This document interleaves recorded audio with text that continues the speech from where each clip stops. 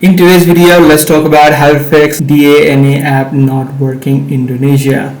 Now, in this situation, the first thing that you need to ensure or do is disconnect any sort of VPNs that you might be currently connected to. So if you are connected to VPNs, make sure you disconnect. Also, what you can do is try to switch your network connection. For example, if you're currently using Wi-Fi, you can try switching to your cellular data and try to see if the issue is resolved. But however, if these are not the cases for you, then in this situation, what you need to do is just wipe out the corrupted files from the device or from the application. Simply tap and hold the app, head over to the eye icon, head over to storage and cache, and right here you'll be able to see the option called clear storage as well as clear cache being displayed. Simply tap on this option, and once you complete this step, you'll get logged out of your account. Make sure you log in back and try to see if the issue is resolved.